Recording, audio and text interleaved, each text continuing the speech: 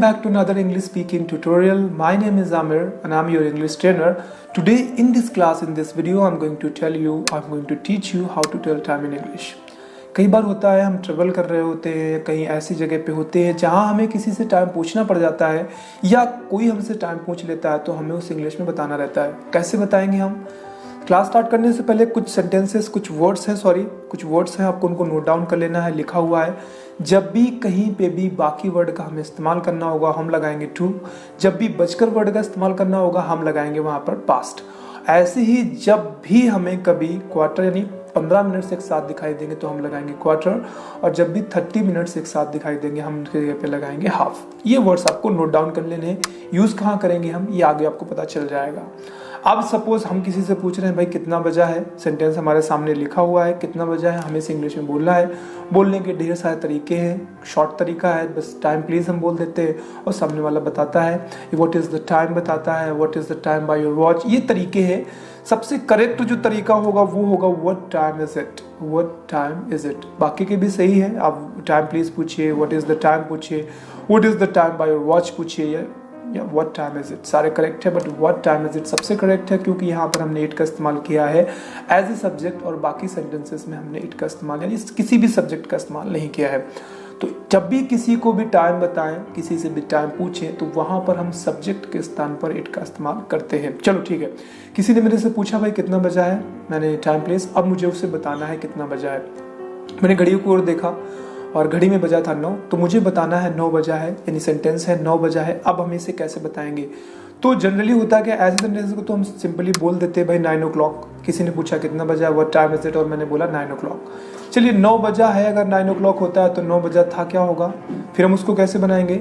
अभी मैंने थोड़ी देर पहले आपको बताया, जब भी आप किसी को टाइम बताएं या किसी से भी टाइम पूछे तो वहाँ पर आप यूज करें इट का एज ए सब्जेक्ट। तो ये जो कंप्लीट सेंटेंस होगा वो ये नहीं होगा 9 o'clock, ये कंप्लीट सेंटेंस होगा आपका इट इज 9 o'clock। ठीक है, ये क्या होगा? It is 9 o'clock। ये सेंटेंसेस बहुत सिंपल से थे भाई। 11 बजा है, इट इज 11 o'clock। 12 बजा इट्स 12 o'clock।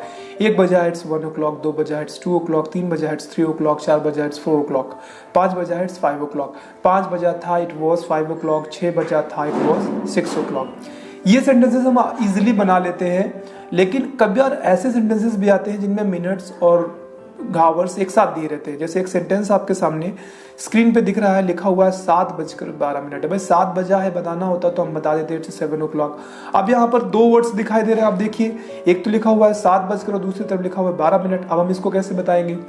तो देखिए, स्टार्टिंग तो इट से ही होगी क्योंकि सब्जेक्ट यहाँ पर हम इट का ही इस्तेमाल करेंगे। तो ये सेंटेंस जब बनेगा तो ये बन जाएगा इट इज। अब देखिए, 7 बजकर जो कि घंटों को इंडिकेट करेगा और 12 मिनट जो कि मिनट्स को इंडिकेट करेगा। इंग्लिश में जब भी हम टाइम बताते हैं तो सबसे पहला सबसे छोटा, फिर उसके बाद उससे बड़ा और सबसे लास्ट में सबसे बड़ा। जबकि हिंदी में बताते हैं तो सबसे पहले सबसे बड़ा, उससे छोटा और सबसे लास्ट में सबसे छोटा। जैसे 7:35 यहाँ पर हमने क्या किया, 36 सेकेंड्स को सबसे लास्ट में बताया है, जबकि 7 बजकर जो कि घंटों को इंडिकेट करता है सबसे पहले बताया है। इंग्लिश में उल्टा चलता है, सबसे पहले सबसे छोटा, उसके बाद उससे बड़ा और सबसे लास्ट में सबसे बड़ा। यानी इंग्लिश में बताने के लिए हम क्या करेंगे, इट इज तो आ ही जाएगा आपका, पहले मिनट लिखिए फिर घंटे। ये आपका बन गया it is 12 minutes past 7 o'clock। क्या किया हमने, मिनट्स पहले लिख दिया और बाद में कर दिया आवर्स। ऐसे अगला सेंटेंस आपके सामने लिखा हुआ है 7 बजने में 12 मिनट बाकी है। इसे कैसे बनाएंगे? तो पहले तो स्टार्टिंग वैसे ही होगी, आपका इट आ जाएगा स्टार्टिंग में, तो इट्स बन जाएगा आपका। अब 12 मिनट्स पहले लिखेंगे क्योंकि ये मिनट्स को इंडिकेट करता है। अब यहाँ पर बाकी वर्ड आया है तो बाकी के स्थान पर हम टू का यूज करेंगे, पास्ट का नहीं। तो ये बन जाएगा इट्स 12 मिनट्स टू 7 o'clock। ठीक है, 12 मिनट्स टू 7 o'clock। यानी हमें करना क्या है, अगर आप 12 मिनट्स टू को हटा देंगे तो आपका ये वही सेंटेंस बन जाएगा इट्स 7 o'clock। तो यहाँ पर हमने 12 मिनट्स टू का यूज कर दिया है, जो कि ये दर्शाता है कि 12 मिनट कम है। टू लगाया, 12 मिनट कम है। अगला सेंटेंस लिखा है 6:36 है, तो फिर से आपको वही करना, इट इज आ जाएगा। 36 पहले लिखेंगे हम, क्योंकि बजकर आया है तो लगाएंगे पास्ट और बच जाएगा आपका 6 o'clock। तो ये बन जाएगा इट्स 36 मिनट्स पास्ट 6 o'clock। ठीक है, 6:36 है, इट्स 36 मिनट्स पास्ट 6 o'clock। यानी जहां पर भी बाकी वर्ड आएगा हम पास्ट ना लगाकर उसकी जगह पे हम टू का यूज करते हैं, और जब भी कभी भी बचकर वर्ड आता है तो उसकी जगह पे हम लोग पास्ट का यूज करते हैं। That's it.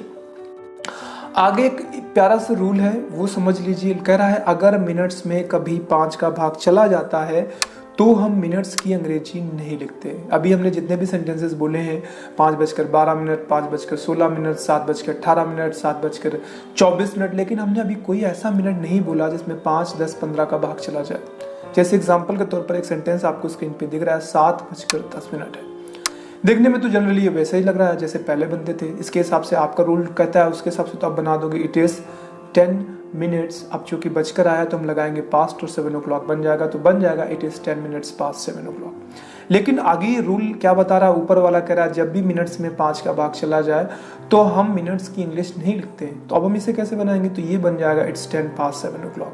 हमने क्या किया, 10 के बाद जो मिनट्स लिखते थे उसे नहीं लिखा, क्योंकि 10 में 5 का भाग चला जाएगा। ठीक है, जब भी मिनट्स में 5 का भाग जाता है तो उसकी इंग्लिश बनाते समय हम वहां पर मिनट्स नहीं लिखते, जो भी न्यूमेरिक नंबर होता है उसको लिख देते हैं। कुछ और सेंटेंसेस देखते हैं। लिखा है 7 बजने में 25 मिनट बाकी है। इट्स कॉमन है, आपका आता ही। अब 25 ही पहले लिखेंगे हम, तो ये बन जाएगा it's 25 to 7 o'clock, 25 to 7। Short way में बोलेंगे तो 25 to 7। वैसे क्या करते हैं, 24 होता तो 24 minutes to 7 लिखना पड़ता, लेकिन ये 25 है, 5 का भाग चला जाएगा तो बन जाएगा। अगला सेंटेंस है 6:40 है, फिर से 40 में चला जाएगा, 5 का भाग बनाएंगे तो बन जाएगा आप it's 40 past 6 o'clock, it's 40 past 6 o'clock। तो ये कुछ ऐसे सेंटेंसेस हैं जिनमें मिनट्स में 5 का भाग चला जा रहा है और हम क्या कर रहे हैं, वहां पर हम मिनट्स नहीं लिख रहे हैं। आगे कुछ और सेंटेंसेस हैं जिनकी प्रैक्टिस करने की जरूरत है। अभी हमें यहाँ पे सेंटेंस लिखा है 7:15। इसको हम 2 तरीके से बनाते हैं। पहला तो आपका जो रूल कहता है आप इट लिख दोगे और बन जाएगा इट्स 15 past 7 o'clock। जो अभी हमने पढ़ा है 15 में 5 का भाग चला जा रहा है तो हमने मिनट्स नहीं लगाया, उसकी जगह पे हमने डायरेक्टली पास्ट का यूज कर दिया। लेकिन एक और रूल आपका यहाँ पे नीचे लिखा हुआ है, जब भी 15 मिनट्स आते हैं उसकी जगह पे हम क्वार्टर का यूज करते हैं। तो यहाँ पर इट्स 15 past 7 o'clock आपने जो बनाया था, अगले वाले में आप 15 को हटाइए और क्वार्टर लगा दीजिए, बाकी सेम टू सेम सेंटेंस रहेगा। ये बन जाएगा आपका it's quarter past 7 o'clock, quarter past 7। ठीक है, 15 past 7 गलत नहीं है, वो भी सही है, 7:15 या 7:15, 15 past 7 बोल लीजिए, या फिर आप उसकी जगह पे बोल दीजिए क्वार्टर पास्ट 7। क्वार्टर पास्ट 7 का इस्तेमाल ज्यादा किया जाता है। वही एक और तरीका भी बता रहा है, आपको बता रहा है it is 45 to 8 o'clock। 45 to 8 का मतलब हुआ 8 में से हमने 45 कम कर दिए, उसका मतलब भी 7:15 हो जाएगा आपका। ठीक है, इसमें हम क्या कर रहे हैं, हमने यहाँ पर 15 को हटाकर उसकी जगह क्वार्टर का यूज किया और अगले वाले में हमने 45 कम कर दिए हैं 8 में। अगला सेंटेंस आपको दिख रहा है 7 बजने में 30 मिनट बाकी है। इसको हम 4 तरीके से बनाएंगे, या तो 30 बढ़ाइए 7 में से, 30 बढ़ाएंगे तो क्या बन जाएगा, बन जाएगा इट्स 30 to 7। 7 बजने में 30 मिनट बाकी है, सॉरी सेंटेंस था 7 बजने में 30 मिनट बाकी है, तो 30 कम कर दीजिए, तो इट इज 30 to 7 o'clock। इसमें से 7 में से 30 मैंने कम कर दिए, तो ये बन गया 7 बजने में 30 मिनट बाकी है, इट इज 30 to 7 o'clock। अगला है it is half to 7 o'clock। इसमें हमने 30 को हटाकर उसकी जगह पे हाफ का यूज किया है, चूंकि अभी मैंने आपको स्टार्टिंग में ही बताया था जब 30 मिनट आएंगे तो उसकी जगह पे हम हाफ का यूज करेंगे। तो पूरा का पूरा सेंटेंस पहले जैसा है, बस हमने क्या किया, 30 को हटाकर उसकी जगह पे हाफ का यूज कर दिया, तो ये बन गया आपका इट्स हाफ टू 7 o'clock। ऐसे ही हम क्या करेंगे भाई, 7 बजने में 30 मिनट बाकी का मतलब 6:30 ही तो होता है, तो आप 30 बढ़ा दीजिए फिर 6 में, तो भी 6:30 बज जाएगा। तो हमने बनाया इट इज 30 past 6 o'clock। इसमें क्या किया, हमने 6 में 30 बढ़ा दिए, पास्ट लगाया है, तो ये बन गया आपका 30 past 6 o'clock। अगला सेंटेंस आपका हो गया इट्स 30 को हटाया उसकी जगह पे हाफ लगाया, तो बन गया इट्स हाफ past 6 o'clock। ठीक है, इनमें से कोई भी गलत नहीं है। आप जितने 4 सेंटेंसेस बताए, आपको 6:30 का बताना है तो आप 6:30 का चारों तरीके से बता सकते हो। 30 to 7 कह लीजिए, या फिर आप हाफ टू 7 कह लीजिए, हाफ पास्ट 6 कह लीजिए, या फिर आप 30 past 6 कह लीजिए। 6:30 का होता है हाफ पास्ट 6, 7:30 का होता है हाफ पास्ट 7, 8:30 का होता है हाफ पास्ट 8, या फिर आप हाफ टू 9 कह लीजिए, वो भी 8:30 का ही होता है।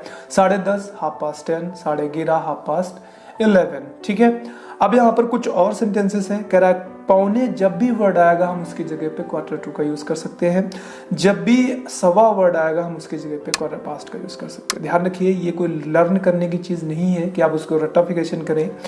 क्वार्टर टू का मतलब होता है 15 कम करना, तो वो पौने में चला जाता है। क्वार्टर पास्ट का मतलब होता है 15 बढ़ाना, तो वो सवा में चला जाता है। एग्जाम्पल देख लेते हैं, 9:15 बजा है, ये बन जाएगा आपका इट इज 15 past 9 o'clock, या फिर आप क्वार्टर पास्ट लगा दीजिए तो बन जाएगा इट्स क्वार्टर पास्ट 9 o'clock। ठीक है, 45 कम कर दिया हमने 10 में, वो भी 9:15 ही होगा, तो इट्स 45 to 10 o'clock। तीनों के तीनों सेंटेंसेस करेक्ट हो जाएंगे।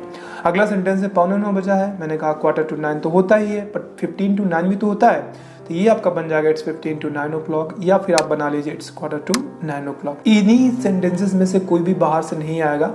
हाँ, कभी कभार कुछ वर्ड्स आ जाते हैं, जैसे मेरी घड़ी गलत है तो वो टाइम नहीं है, उसको आप बोलने के लिए बोल सकते हो my watch is out of order. मेरी घड़ी खराब है तो माई वॉच इज डैमेज्ड।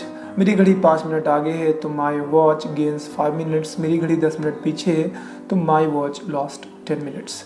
ये पूरी की पूरी क्लास बेस्ड है आपके टाइम पे। मैंने आपको बताया टाइम जब भी आपको पूछना हो तो आप उसकी जगह पे कैसे आप सेंटेंसेस बोलोगे इंग्लिश में, ये आपका रहा सारा कुछ। आज की क्लास फिलहाल यहीं पे ख़त्म होगी। आज की क्लास में फ़िलहाल इतना ही। अगर आपको क्लास पसंद आई है तो इसे लाइक करिए, अपने फ्रेंड्स के साथ शेयर करिए। कोई टॉपिक है, कोई बात है, कोई चीज़ है जो आपको समझ नहीं आया, कमेंट सेक्शन पे लिख दीजिए। I will make another video. Class का फीडबैक ज़रूर दीजिए, आप क्या चाहते हो, कौन सा टॉपिक चाहते हो जिस पे हम क्लासेस बनाएं, उसको भी आप लिख सकते हैं। आज की क्लास में फ़िलहाल इतना ही। बहुत जल्द फिर से मिलेंगे। इंग्लिश बोलने की प्रैक्टिस करते रहिए। Bye bye, take care.